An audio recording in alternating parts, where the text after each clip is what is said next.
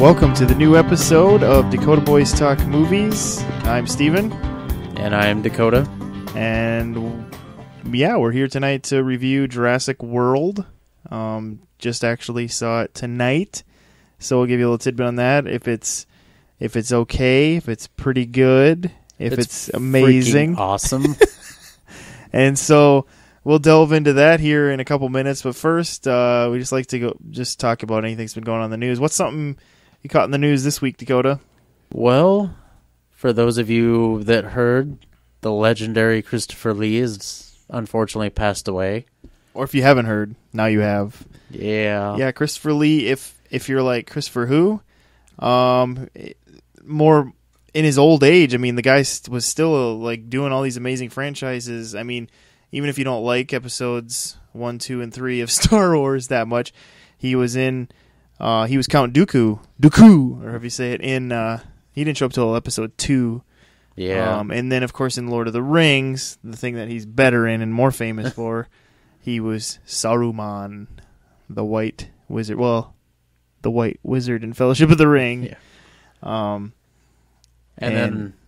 Yeah, so he was famous for those. But I mean, the guy had an acting career that spanned, a lot of decades. Oh yeah, I mean, he was like a horror movie guy for a lot of years, and he was in renditions of Dracula and a lot of different things like that. And so, yeah, just kind of one of the greats. He was always came across as a really respectable guy. He never seemed to, do the classic. Sometimes those old guys end up becoming like caricatures of themselves, like unfortunately, like Sean Connery. Yeah. His last movie on his, whatever you want to call it, resume is League of Extraordinary Gentlemen, where he's really just kind of a caricature of himself in that movie. And Christopher Lee never seemed to really go that far, like Shatner and Connery and how they kind of ended their, I guess Shatner hasn't ended, but, well, maybe to some people he's ended his career. Anyway, yeah, so Christopher Lee died. 93, though. It wasn't exactly unexpected, I guess. But. Well, you got to remember, too, I mean, he was just in the... Well, he didn't really have a big part in the first 2 Hobbit movies, but in this last one, he was... Yeah, that's right. He showed up in the there Hobbit. Throwing down with some other act. Obviously, it wasn't him at his age that was fighting, but... That's what I was going to say. Like, I think he claimed that he did some of his own stuff. He tried to do what he could, obviously when he's throwing in the air. I mean... Probably when you're 90, you don't want to be cracking anything. Yeah. But yeah, pretty spry old guy. Definitely makes him look like a total a total A kicker. That's the PG for him, but yeah, because he definitely held his own in that movie. I mean, if you were to watch it, you think, whoa, this old guy is pretty tough. He definitely doesn't seem like he's 20 years older than Ian McKellen. Yeah. And he is. One movie that I always kind of thought was like his best was The Wicker Man. I don't know if you ever saw that. The original one? I never saw that. I just remember him in, he was in that one Bond movie also. Was it The Man with the Golden Gun? I think he was the man with the golden gun. Yeah. He was a Bond villain even, so... I might have to check this out, recheck it out just to make sure it was legit, but supposedly his physical appearance was actually the basis for Dr. No. Really? Well, that's interesting. Dr. No, for those of you from the James Bond series, was supposed to be part Chinese, and apparently the writer of the books... Oh, I forget his name. What is it? Ian Fleming? Ian Fleming based the appearance off him, off Christopher Lee for that's who he based Dr. No off. Huh. Like I said, I have to check it. And then I heard, I don't know if this is just more rumors. Oh, here we go. Author Ian Fleming wanted his cousin, Christopher Lee, apparently they were cousins. Yeah, I had heard that rumor. To play Dr. No. Lee would later appear as Scaramanga in 007 flick The Man with the Golden Gun and would play the character that inspired Fleming to create Dr. No, Dr. Fu Manchu in several films. So, yeah. Fleming also asked Noel Coward to play the part of Dr. Noah. Coward turned down the part by replying with a telegram that read, Dr. No? No, no, no. One of Coward's objections was having to wear metal hands. Max von Sydow turned down the part in order to play Jesus Christ in The Greatest Story Ever Told, and would finally play a Bond villain in Never Say Never Again, which was that 1983. That was when Sean Connery came back, wasn't it? Yeah, he came back to do that one, and then there was like a rival movie, but for a different... Anyway, the role went to Joseph Wiseman, the only early Bond villain not to have his voice dubbed by another actor. So anyway, yeah, apparently Christopher Lee and Fleming were cousins, and he really wanted, Lee played Dr. No. Interesting stuff there. Fun fact for you. Well, I have seen pictures of him when he was young, and he looks like an imposing figure with those broad shoulders of his, and he was supposed to be pretty tall and lean. Yeah. Well, I mean, he worked in, he was the man with the golden, he worked in that too, so yeah, Christopher Lee. Anyway, another thing that on the movie we're reviewing tonight, Jurassic World, it's set to be Universal's, it might be their second $1 billion movie of the year. Let's just put it that way. You know, they had Furious 7, but this one has been their best opener ever, and it's the best opener of the year so far. It surpassed Age of Ultron. Yeah, Jurassic World has. So that's shocking, to be honest with you. It is. It is a little shocking, but at the same time, there was a lot of buzz on this that they were going back to the Jurassic Park roots, and people really were desperately wanting that. You know, after the disappointment that was Jurassic Park 3. So, well, I think a big part of it has to do with the fact that there's a lot of nostalgia around the original Jurassic Park, it seems like. There is, and they tried to capture a little bit in that movie. We can get into that. Yeah, which also I think is possibly one of the reasons why that Ninja Turtles movie from last year is so universally hated. A lot of nostalgia, and it did not live up to the original. Yeah, look at what they're doing with the next Teenage Mutant Ninja Turtles. They brought in Casey Jones. Bebop and Rocksteady are going to be in the next one. I mean, they're just like desperately grasping at straws just to bring in any nostalgia to get people to go. Because the first one did good enough to warrant a sequel, and in their opinion, Paramount or whoever. Who does own... Is it Paramount? Anyway, so yeah. Nostalgia definitely helps in the cases of these. I mean, I think that's what they're hoping with Terminator this summer, too, is that nostalgia will help play in, although we'll see. Anyway, let's go into our review of Jurassic World. It's not about control. Stand down. It's a relationship based on respect. These animals are thinking, I gotta eat. I gotta hunt. You gotta be able to relate to at least one of those things.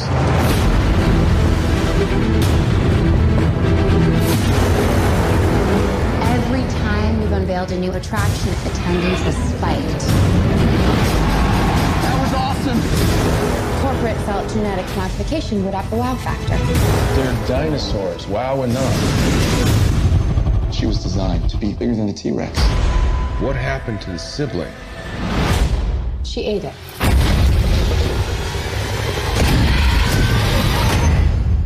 We have an asset out of containment. So Jurassic World, Dakota, going into this movie, I know we kind of talked about this a little bit in our commentary. You seem like you were pretty excited. Yeah. Anticipation was very high for this movie. And How high would you say your anticipation was? Would you say 10 million? Next to what? Like, is this a scale of like 10 million? 1 to 10 million.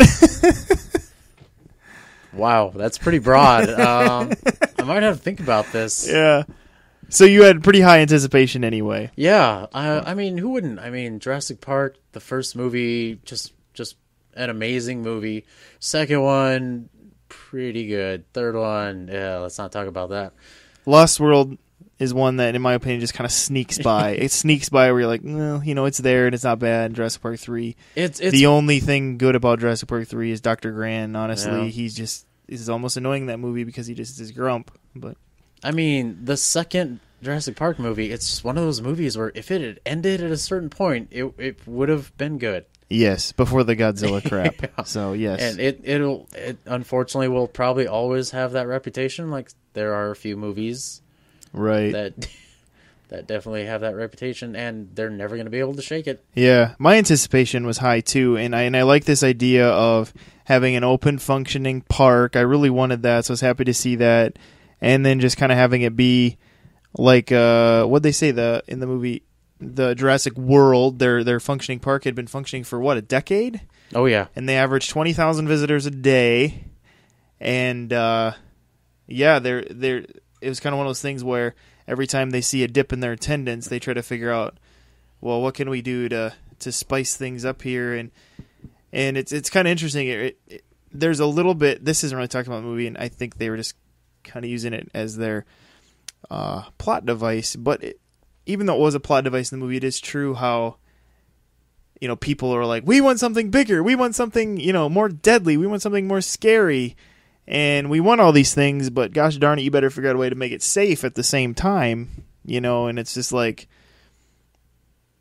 kind of impossible when you're talking about dinosaurs and things like that. When they want something big and scary and something we're not quite sure what to do with. So there's that whole aspect, but on that part of the movie, I really felt like this one was not even, obviously there's a whole idea where this one was supposed to be kind of almost more of a direct sequel to the first one in that aspect of having the park be open and stuff. But it was like they didn't learn from their mistakes. They did exactly what Ellie Sadler was telling Hammond. It's like in that, that scene where he's sitting there and he's like, well, next time, we'll do this right. And she's like, you don't have control, that's the illusion. That's what she says. He's acting like when, if we control it right. And that's what I found interesting about this movie is it felt like as much as they acted like they had control, it seemed like nobody at that park really knew what was going on. Yeah. Didn't that feel weird? Like in that movie, it's like the security guys felt like they didn't know what they were supposed to do. And then this one guy's like, yep, they're all accounted for. Oh, whoops, I missed that one. And this is like, this is pretty bad. Are we supposed to assume that after like a decade, they're kind of chill? Because I did notice when they'd show the people running the rides, they just seemed like they were almost like bored. When you go to an amusement park and they're like, have a good ride. Like, I think we could just blame that on stagnation. I mean, I suppose, to you and me, if we saw a dinosaur, we'd be like, holy cow. But if you had to see one every day for like 5 years, yeah, I think that was the thing that I guess you just had to remember. Because at first I'm like, just seems like they're taking their job kind of. But I guess when you put into the mix that it has been functioning 10 years, they're rolling in the dough. By she I mean the main woman who's kind of the overseer of the park, played by Bryce Dallas Howard. She doesn't even really think of them as living animals. Even they're just kind of more like, are they bringing in people or not, or whatever, and more like just tourist attractions, right? And so, what did you think? Before we get into the dinosaurs, let's go into the actors. How did you feel? We had Chris Pratt as Owen Grady, I believe was his name, and then you had Bryce Dallas Howard playing Claire, and she, like I said, she's kind of the overseer of the park. And then there were two boy actors that were her nephews. I don't know. Those were kind of the main people anyway. What did you think of the main four? I thought they all did pretty good. I mean, Bryce Dallas Howard, she probably didn't have the best role. Then again, she's not really the best actress out there. I mean, she's kind of limited. She was limited in what she could do with this character and, what she herself can do. So I thought she did okay. I mean, I don't know if we should bring this up or if you heard, but some people thought the movie was kind of sexist because the way she starts off, she's kind of very cold, and she's a very what you think of like a very modern business. It kills me when woman. people say that, because when you have a main male that is very business driven and is goal oriented, they never go, well, oh, I mean, he's just playing the role of the driven businessman. But whenever you have a woman who's like cold and just trying to keep but they're like, well, it's sexist, and so whatever. I just think it's stupid. And without giving away too much, naturally she goes out, goes through some adventures, nearly gets killed a few times, starts becoming like protective and caring of her nephews, and naturally there's some attraction with the Owen Grady character, which is only natural. I mean, the guy's pretty good looking. Yeah, it's Chris Pratt. He's a good looking dude. So, and I think, and then apparently that's somehow sexist. I don't know. Like, I don't get it either. Yeah, I mean, it's just like whatever. I think people just read in too much into things. Yeah, maybe. I was boredom. Anyway, so the gist of the movie is just like, people want something bigger, and so they create a new dinosaur of sorts, and the Indominus Rex. They call it the Indominus Rex, which when I heard that before the movie, I was like, that's so stupid. I heard that a long time ago. They're talking about. And in the movie, they do comment it's a stupid name, and then she goes, well, we wanted a name that kids could actually pronounce or something, because there's so many hard dinosaur names, and so they gave it a name. But the problem with it, of course, is that the name fits a little too well. Just like in the first one, when you have the DNA things they put in it that cause the dinosaurs to do things they didn't expect, same thing kind of happens with this one, where it gets certain traits they didn't expect, and it's smart and dangerous, and things run amok. And so as far as like the acting goes, I thought Chris Pratt fit his role pretty well. Bryce Dallas Howard, I think that role of Claire, that role was fine. I think a different actress could have just played it better. I think she just gets a role and doesn't know what to do, because she's not that great. I don't know if I've ever seen her in anything where I'm just like, well, she's really good at that. Everybody's like, oh, The Help. But I don't know. When you think about The Help, she's just like a snooty whatever. Spider-Man 3? You weren't feeling her in Spider-Man God. 3? And then she was terrible in Spider-Man. Nobody was good in Spider-Man 3, really, except for like... well, J.K. Simmons, he's always great in those. But even by then, he seemed like maybe he was getting bored. But and the two boys were fine, except that honestly, I think that the Claire role was fine, but I just think Bryce Dallas Howard was not a fitting fit to the role. I think she's just living off her dad, honestly, with her career. Her dad being Ron Howard. The boys were fine. I thought they were fine. It's just that the backstory they gave them, I felt like we were like, it's like, I get it. I feel like I get it. He's like the older brother who just likes girls, is trying to be cool, and is trying to ignore the fact that his parents are having problems. And the younger boy is really excited to be at a dinosaur park, and is starting to understand that his parents are having... But it felt like they were like dwelling on that so long. Like it was almost like they wanted to show the park more, and so it was either like have no dialogue and just have the boys go, ooh, ooh, look around, or they just kept trying to fit in dialogue about that. So they could show the monorail over the dinosaurs and go through this. And yeah, I think they were trying to make the two kids too relatable. It was like there's character development, yeah, and then there's like, I don't know, where you just kind of like, we get it, that kind of like, you don't need to just keep building, like the subtlety is a good thing sometimes, and things like that. And so I thought those boys were fine or whatever. I just thought that they're kind of, the way they tried to do their character development was like a little over the top. But so there was this new dinosaur. There was a lot of dinosaurs in this movie. They like, oh my gosh, I lost count of how many different dinosaurs were in this movie. And then that was funny how they had the petting zoo with with the herbivores, and I thought it was funny that kids riding baby triceratops. That was actually kind of cool. That was hilarious because that's what they wanted to do in the first movie with Lex and Tim. And they couldn't figure out how to make it work and not seem cheesy. and it was kind of cool having the petting zoo and the kid. That just seems like something that would happen. As an adult, I would still be up for that. Like, let's do this. Well, I know the kid who was supposed to be like 12 or something was like, I'm still within the height requirement. Like he wanted to do it. How do you feel about the dinosaurs in this? How they look? Because we talked about last time, and a lot of people talk about how the first Jurassic Park is still a bar in a certain sense with with the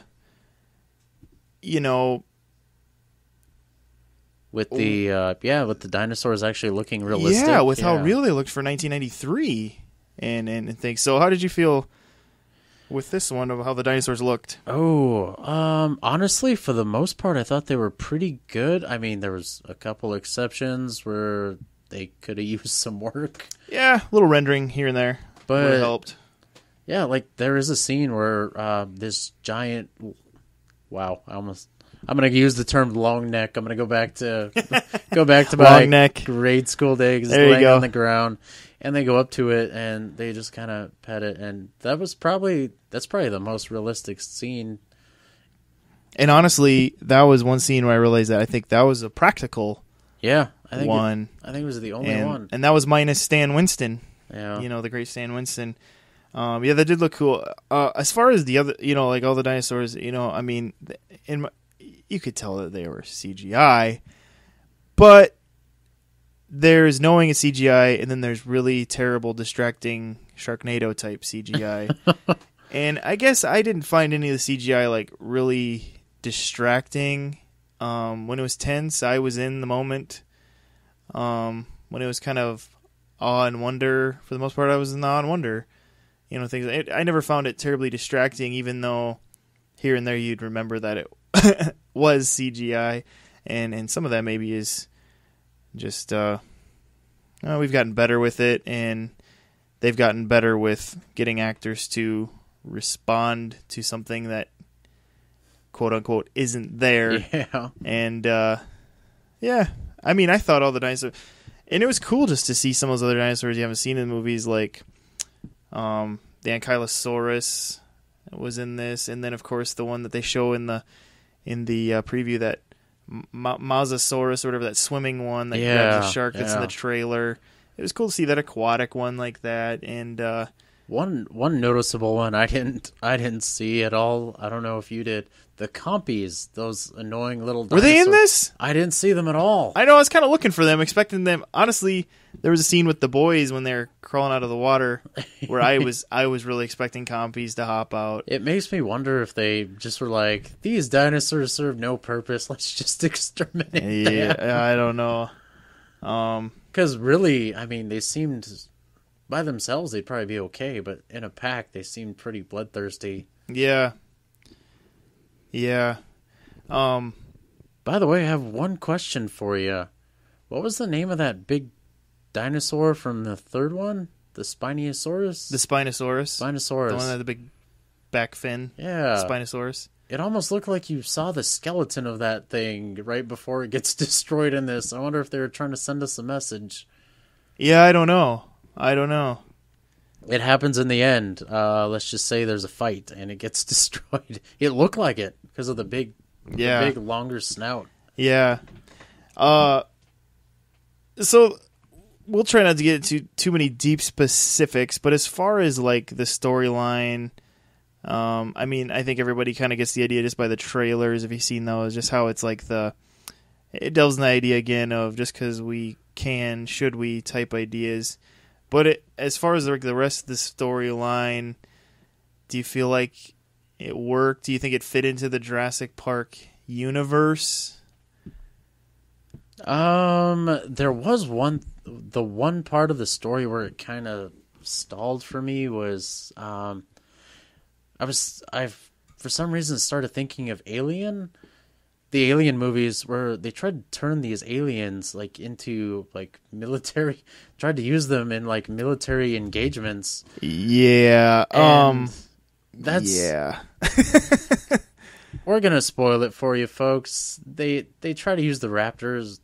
They have an idea of using the raptors in that similar way. There's a guy with InGen, the corporation that Michael Crichton made up for the Jurassic Park world, that wants to militarize raptors. Yeah. And I think in a certain sense he's hoping other dinosaurs, possibly in the process, like, genetically genetically modify ones to fit their needs for military and things like that. And so, yeah. That was probably the most heavy-handed version of this story, or part of the story, but I was a little saddened that they decided to go into the realm of militarizing a science experiment, just because, you talked about in the past how they're like chase scenes have become like almost expected and cliche in a way. And I feel like in things like this that involve like this sci-fi and science type things, it's starting to get so commonplace that it has to be some sort of, there's a guy who wants to militarize it. And it didn't, that aspect of the militarizing didn't really need to be in this movie. Yeah. They could have got by without it. I mean, even though there's the whole Chris Pratt's character having the being a former seaman. Yeah, but I mean, like, his working with those raptors and kind of becoming their alpha of the pack. That definitely you could have had that without the whole militarization subplot. And it still would have been fine or whatever. But yeah, you're right. That was definitely part of the story. It was like they could have done without that. Is there any other aspects kind of stuck out to you as kind of like, or do you feel like most of it kind of flowed? I actually admire Vincent D'Onofrio as an actor. He was he's been all over the place. Lately, he's been pretty gaining popularity thanks to the show Daredevil. Yeah, he plays a very good Wilson Fisk. Oh yeah, on the Netflix series Daredevil. Well, when he sauntered onto the screen in this one, it kind of, I don't know, it was like he was trying to be his most redneck, and I didn't feel like it fit. Like if he had been, like he was out of place in the movie. Yeah, like if he'd been chewing a dip and wearing a cowboy hat, it wouldn't have surprised me at all the way his character was in this. Yeah, maybe. I don't know. He didn't feel out of place. His plot, because he was the militarization storyline. He was just a part of the storyline that didn't fit, but I didn't think he was. Yeah, he was. It seemed like he was trying to be too much of a good old boy, and I don't know. I found that a little distracting.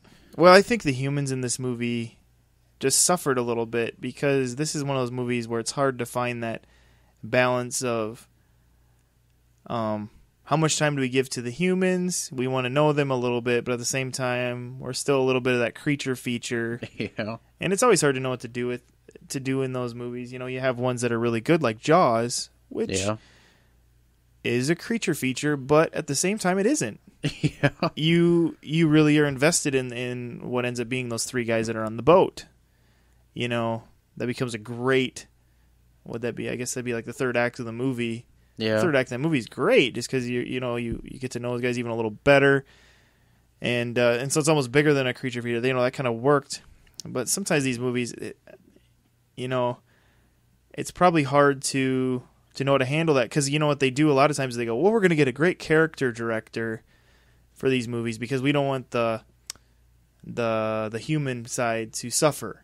Yeah. And then sometimes those are like, well, that wasn't even really a like that was some people's complaint with this last Godzilla, was that they got this director who seemed to focus almost so much on the human side that you barely got to spend time with Godzilla. Keep in mind, he is famous for directing a monster movie called Monsters that barely had any monsters in it. That I actually started thinking, oh, that sounds intriguing, and it's like you're mostly two people wandering in Central or Mexico or Central America forest.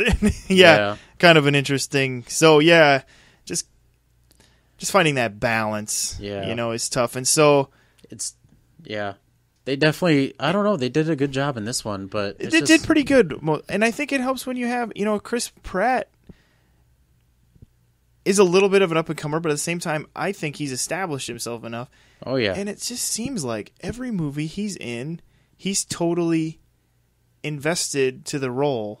Like, he'd never, you know, like in this movie, for instance, I mean,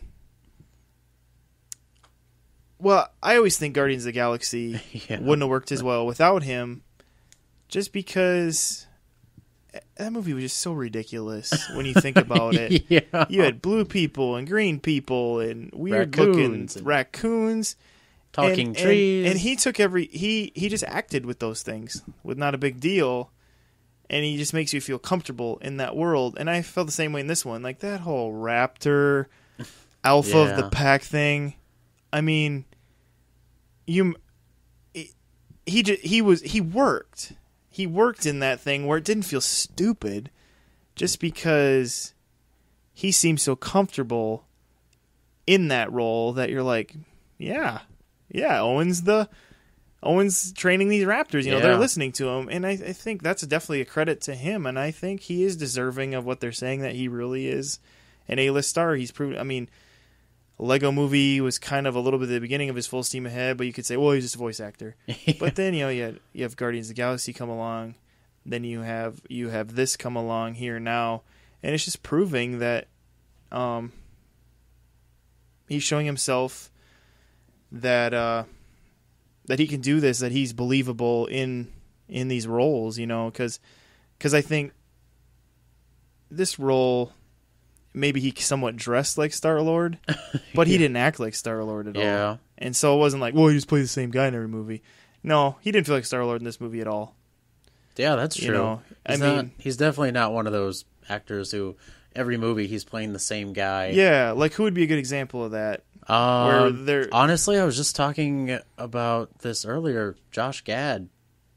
Oh, coming up in Pixels here. That's true. For that'd be a more recent example of how someone like Josh Gad plays basically the same guy. Probably a more infamous example of that, Shia LaBeouf. Sure. Which is why he turned down. I'm going to go out and be crazy. Some people might hate this, but I'm going to say Johnny Depp. I mean, and maybe, you know, you'd be like, well, what about, you know, this movie? But definitely since Pirates of the Caribbean, which would be 2003, he's definitely basically been playing the same person and hardly really changed himself at all. I think he got stuck in this loop, which it's funny you say that, because somebody also... Sorry, this has nothing to do with Jurassic World, but I'm bringing it up anyway. Tim Burton just directed a movie called Big Eyes, and I had seen the movie with no idea he directed it, and it is the most un-Tim Burton movie I have ever seen. Yeah, it's like a biopic. Yeah. And I was like, maybe he got tired of being in the Tim Burton mode and is like, I need to step out of my comfort shoes, because the last two movies I did, what the hell was I doing? Yeah, it's actually a good movie too. Yeah, people were talking. I mean, there was some buzz around Big Eyes. It wasn't one that interested me very much, but there was some buzz around it, and I suppose if you were familiar with that artist, that would definitely look interesting. But yeah, I mean, but on that topic of, you know, there's people just kind of phoning in. That's what I like about Chris Pratt. And then you even think to, like, you know, where he really came onto the scene was Parks and Rec. Yeah. And he's come a long way. And if really. you compare his Andy Dwyer character on Parks and Rec to now this Owen character in Jurassic World, way different. I mean, he could play that total lovable doofus, but at the same time play this guy where you totally believe him as he could handle this situation, and I could see him holding raptors back from hurting somebody. And even before he really took off, he was able to just kind of step into a role and just make it his own and just disappear inside it. I'm going to point out Zero Dark 30. Oh, yeah. Yeah, it didn't have a huge role. Yeah, plays a Navy SEAL, and the first time I saw it, I don't think I realized it was him until I was watching the credits. Sure. And he actually did a pretty good job in that movie, even though he's in it for 30 minutes, maybe. Yeah, I don't remember. It's like a 2 hour and 15-minute movie. Yeah, he plays a kind of. He plays a pitcher in Moneyball too, who's kind of underconfident in his abilities, and he's good at that little role too. But yeah, he's just good, and I think with Jurassic World, he works in the role. It's just another example where they could have done more with him. Yeah, it was just kind of one of those things where I said it's just hard to balance these type of movies. Not everyone just has the gift. Maybe the script was tricky. I don't know. I noticed in the credits that the script was done by the people who are doing these new Planet of the Apes movies. The Rick Jaffa and Amanda Silver. They wrote this, which ironically, very very little human involvement in that. It's mostly the apes that take center stage. In Dawn, yeah, definitely in Dawn. It's yeah, and that movie an was ape-centric movie. Definitely one of the best I saw last year. That was yes, a very good movie, very good. But yeah, I don't. As far as just the overarching thing with Jurassic World, I thought for the most part it was exactly what you thought it was going to be. I think one thing that crossed my mind as this movie came to a close, I think Michael Crichton actually probably really would have approved of this movie. I think he would have, because I think, like I said, I felt like his theme of Jurassic Park was still in this. Oh yeah, in a big way. And it felt like it was really trying. And I mean, when you see if or when you see this movie, you'll definitely see they were really trying to honor the first movie, whether you think they succeeded or not in this movie. But yeah, I think he would have approved. Obviously, it's hard to know because he's dead. But, yeah. The one impressive thing is they weren't too heavy-handed with their message either. No, they weren't. That was definitely the one thing I saw with this movie was Spielberg with the first movie was trying to keep a delicate balance of not having it be a monster movie. You know, having you think these were just out-of-time animals, and when they hurt someone, it was because they were just being themselves in a certain sense. I felt like this movie here, but I think it's because we were also following basically a Frankenstein's monster dinosaur that was just kind of basically out of control and isn't actually a dinosaur really, because it was one they just kind of made. This one definitely, I felt, fell into the category of almost more monster movie. Yeah. Oh, yeah. Maybe Steven Spielberg was kicking back and said to himself, maybe if I had made Jurassic Park a monster movie, I wonder how that would have turned out. Maybe. I don't know, because, he helped kind of work on what the storyline of this would be. He's the one who picked Colin Trevorrow, the director. And so, this movie, he's making it pretty noticeably and loudly that he is, this has his total stamp of approval, not just his production company. Yeah. And so, I don't know. But I guess overall, what do you say? What do you say, Dakota? Is it a recommend? A very strong recommend. And you're saying see it in theaters? Oh, yeah. Skip the 3D. Yeah. There was a few shots where I could tell, like, that would probably come out in 3D, but... Yeah, it seems like every movie, though, does it just to justify... Yeah, they're trying to justify it. Justify having their movie in 3D, which is total malarkey. If your movie is totally dependent on 3D, I'm talking to you, Avatar, then it probably isn't a good movie. I'm talking to you, Avatar. Are you implying that the Avatar story... I'm kidding. There was no story in that movie. I'm implying that Avatar is a terrible movie, and that the 3D just, I think, distracts you from remembering how stupid it is and that it's a ripoff. And anyway, digressing. Yeah, for me... That's what we do best. That's our thing. For me, Jurassic World is, definitely recommend it. Do I put it up on the same level as Jurassic Park? No. But Of course not. of course, that's a tough bar. We don't even pretend. But do I put it under Jurassic Park, above Lost World and Jurassic Park 3? Yes. I put it above. Really? I put it above Lost World and Jurassic Park 3. I think maybe in a way Lost World worked when it came out, but I think when you go back and revisit it, it's really just not that good of a movie. And Jurassic Park 3 was barely good when it came out. Yeah. And so this one, I feel like it works. There's nothing in the movie that grated on me too much except Bryce Dallas Howard. Yeah. So I'd put it under Jurassic Park, above the other two. Since we're talking about the others, We'll talk about them now. okay. Now that we're done with that. I actually rewatched the second one, and it is a movie that does not benefit from multiple viewings, because then you are noticing things that don't make sense. Yeah, it doesn't make sense, and they changed Malcolm too much. He doesn't feel like the Malcolm you know and love in the first one.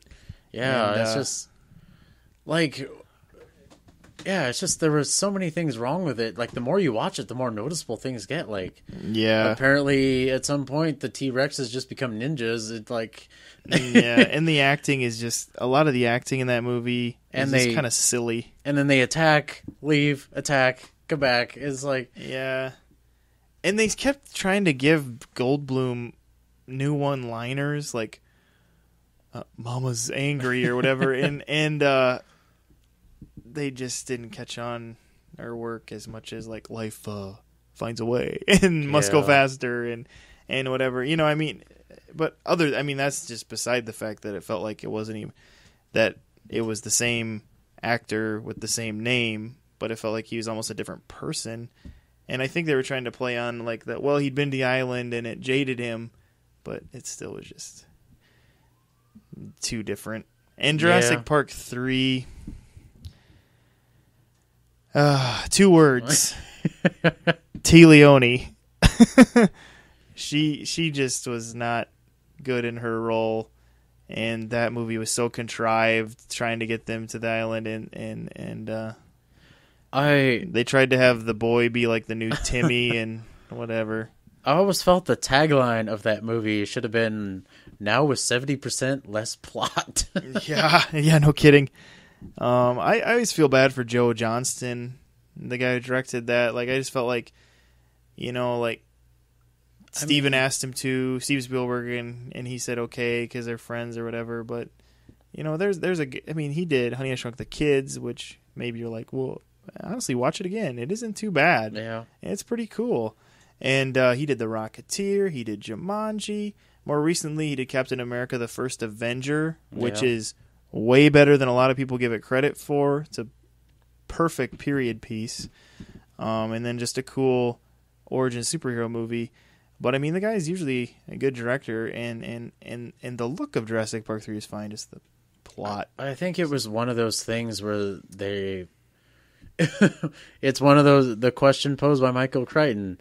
Just because you can make something doesn't mean you should too. Yeah, and I think Steven Spielberg, was trying to be more careful with this one, and I think for the most part he succeeded. Oh yeah. It isn't perfect, but dang if it ain't fun. And I'm telling you, when you get to like the climactic stuff of this movie, I thought it was a lot of fun, and it was ridiculous, and I almost threw my arms in the air because it was it's weird because we were talking about how this movie has a lot of like carnage in it. Oh yes. And yet it seemed like they'd follow it up with some like funny line or try to pass it off. And that's what was funny was it had that, but they were still trying to keep it a fun movie, and maybe some of that did feel out of balance, but in the end it still seemed pretty fun. I'm just kind of, you know, we have some ideas of where they could go next because there's apparently Chris Pratt has signed on for a sequel to this, another one. Not sure exactly where they're going to go with that. We'll see. You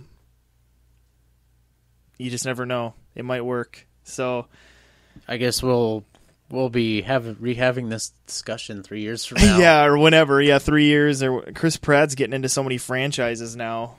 I don't know. He's gonna have time for everything.